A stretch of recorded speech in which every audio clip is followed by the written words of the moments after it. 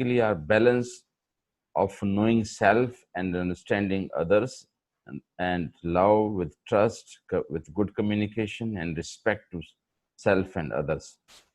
On the other continuum of the side is violence, mistrust, filtering, sexual harassment, assault, rape, and murder.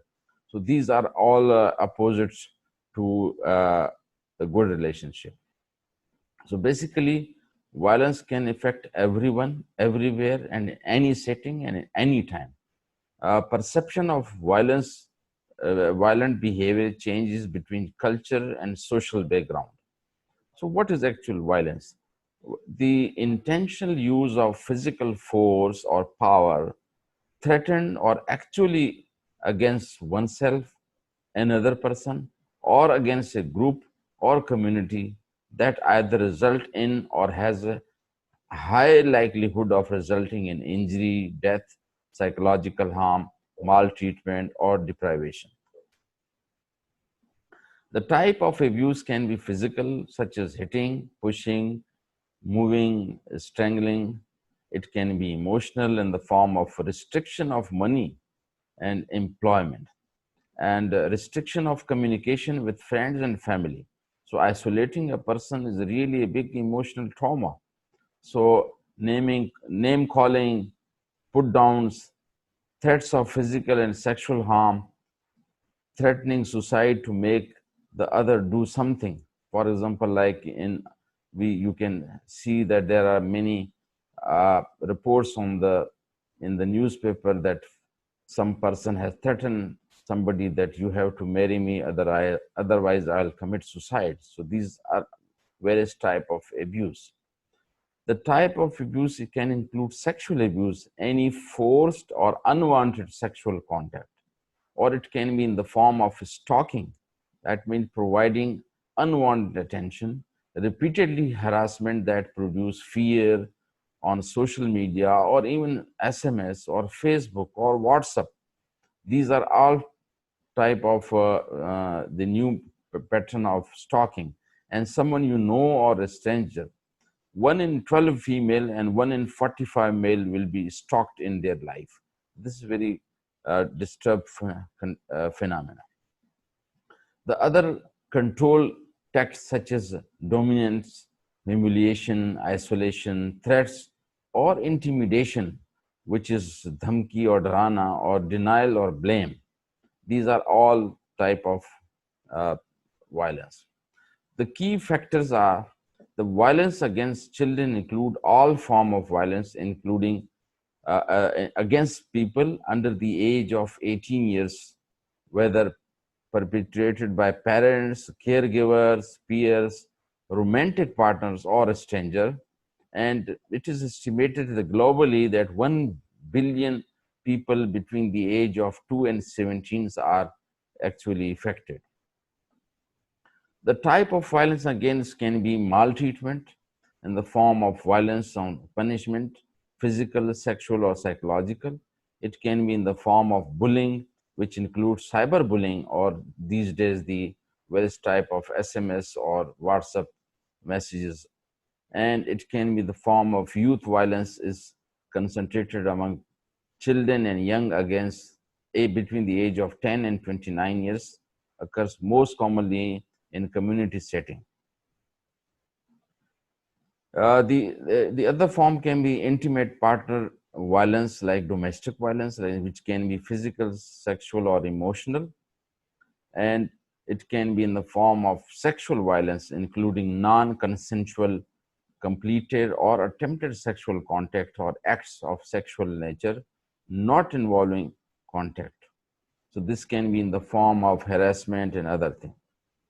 The emotional or psychological violence include restricting a child movement. For example, uh, ridiculing, threatening, and denigration and rejecting. The other form can be when directed against girls or boys because of their biological sex or gender identity. Generally, the people with gender identity are really abused. Globally, the 2015 statistics suggest that the violence against children is very high in the form of corporal punishment between the age of 14, 1 and 14. It is around 1,333 million. And this followed by bullying, and this again the physical fights or physical violence, and around 18 million people are worldwide affected by sexual violence or adolescents girls violence, and child homicide is zero point 0.1 million worldwide. The impact of violence can be on the children's lifelong impact on health and well-being of children, families, community, and nation. Generally, if some boy or girl is having violence, the whole family or the community is disturbed. That can result in death or homicide, and it lead to severe injury and uh, in the form of even impairment in the brain or trauma to the nervous system, and can negatively affect cognitive development, and that can lead to disturbance in education and vocational achievements. It can also result in negative coping and healthy risk behavior.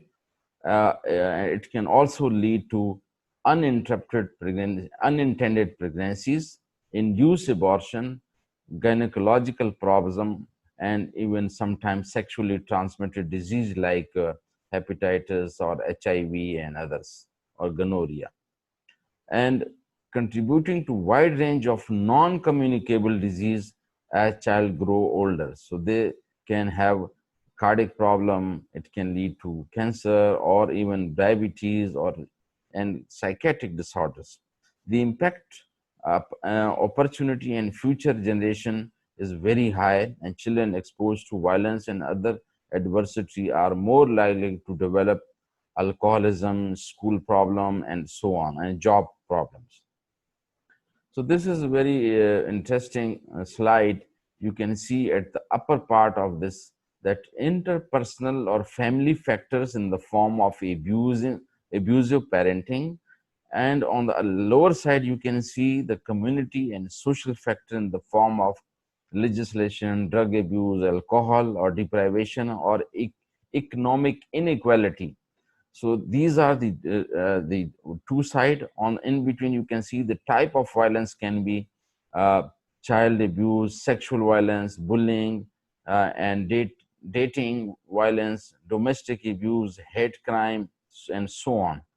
On the one side, you can see the individual factor can be in the form of genetic or hormonal or nutritional, then the learning disability, alcohol and tobacco use, emotional intelligence, and past abuse.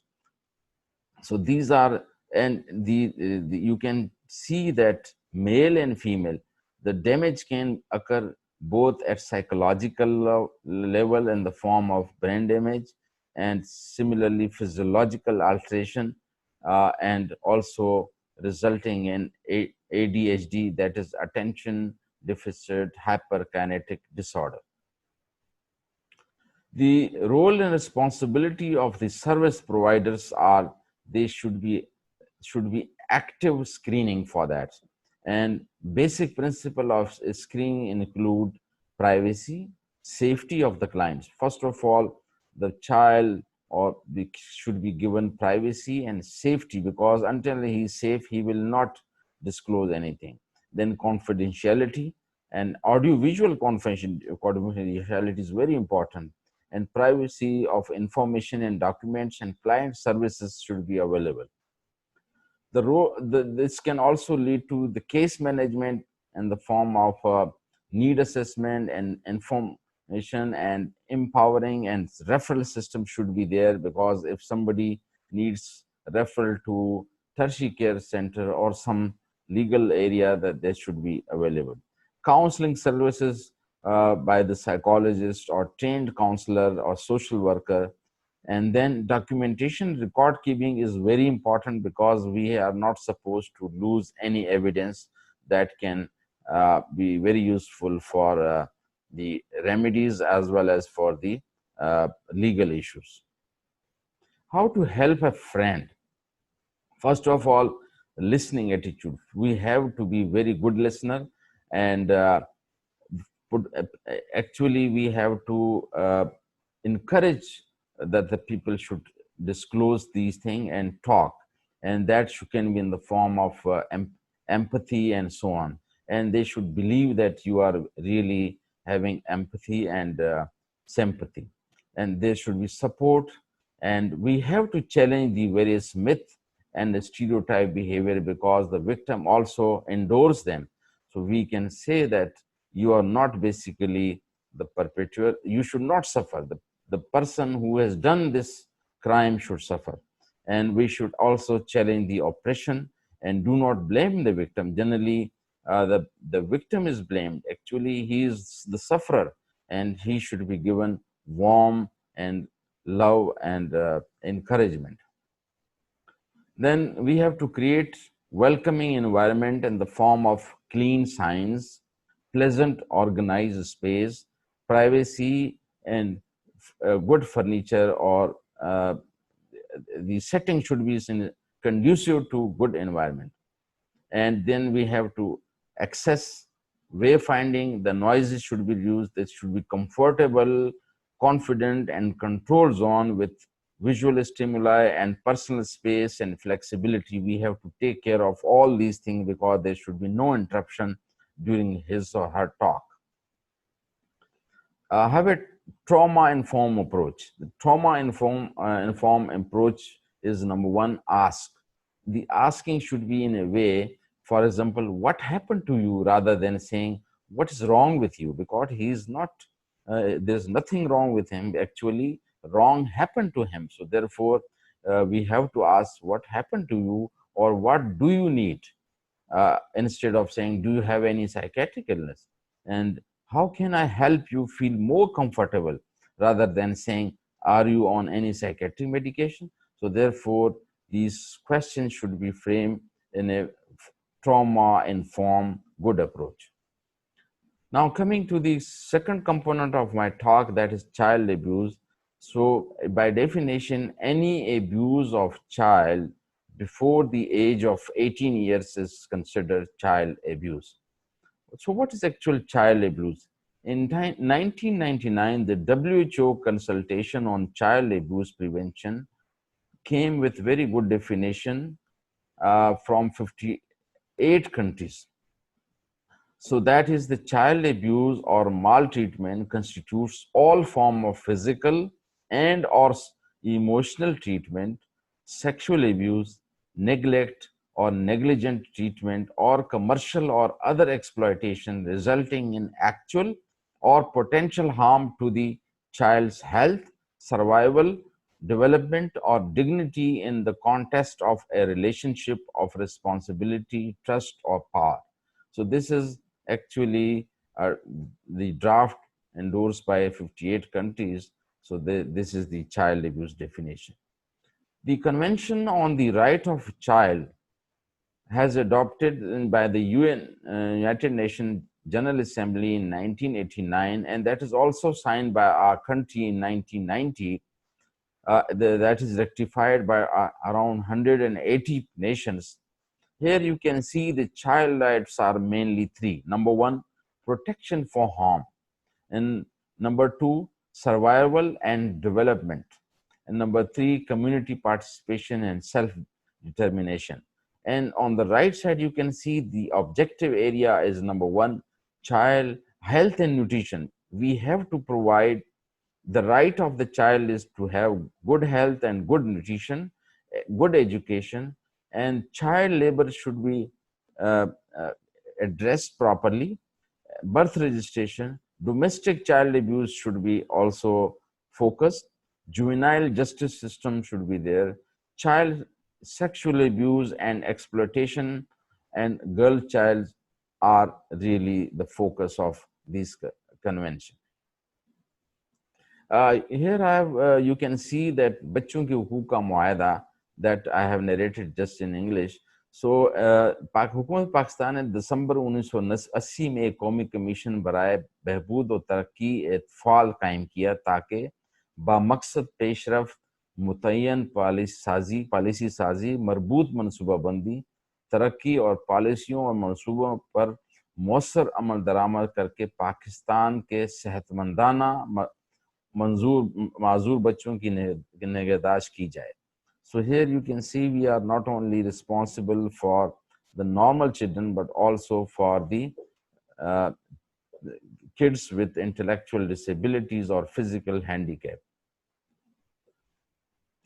The type of abuse can be, number one, neglect, which is prevalent around 34% of the child abuse, physical abuse, which is 28%, emotional abuse is 8%, and sexual abuse is 30%, which is very high.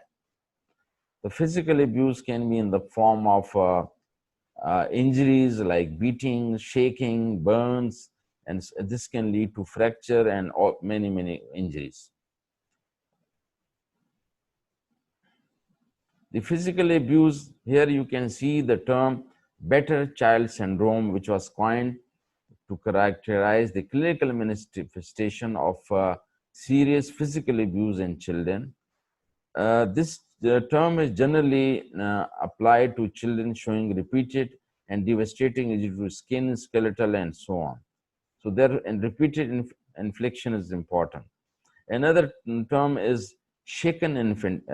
Shaken infant is really prevalent in the form of abuse in very young children, less than 1 year. The corporal punishment, which is still prevalent in the developing countries like Pakistan, India, Bangladesh, this can be in the form of hitting, punching, and so on, and is common among the schools and madrasas and so on. Children maltreatment in the form of psychological neglect, and it can be the psychological abuse or emotional abuse, like acts including restriction of a child movement or denigration, making him badnaam, or ridicule, threats and intimidation, discrimination, rejection, and so on. The neglect refer to the failure of a parent to provide for the development of a child where the parent is in a position to do that. That means you have the capability, but you are neglecting the child, so that is negligence. The child sexual abuse is basically exploitation of a child or adolescence for the sexual gratification of another person, and this is very serious injury, not only leading to the physical aspect, but have psychological consequences. The prevention of sexual abuse of a children can be universal primary prevention by using the universal services of health, education, and income support, or it can be selective primary prevention by focusing on a group, especially teenage mothers and so on. The secondary prevention involvement of multi-agency work. The tertiary prevention can be involving a response when the problem has become serious, like child protection, hospital care, and so on, justice provision. And quaternary, that is the health prevention can be in the form providing therapy to victims so that they do not suffer longer, to leading to a condition which is called post-traumatic stress disorder. The intentional use as a prevention is a different type of intention, for example, in the form of an individual program or relationship program. Program teaching children in a school, including child with disability, program teaching parents and carers, and targeting professionals. So we have to focus on children, their caregivers, and also the formal caregiver, like in the form of nurses, doctors, and then the relationship area. Then the community area, situational crime prevention, we have to focus which community is more vulnerable. At the societal level, we can have a media campaign so that these can be prevented and properly reported with responsible reporting.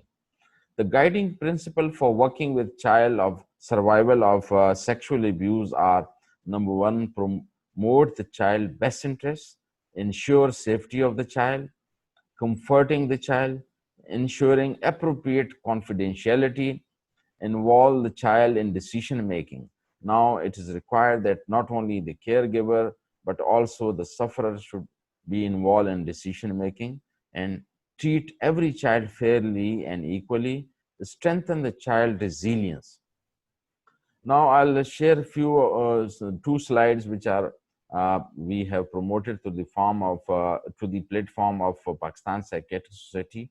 One of our colleague has translated and has depicted these things. The बच्चों की हिफाजत तरबियत से मुतालिक अहम मालूमात and तदाबीर.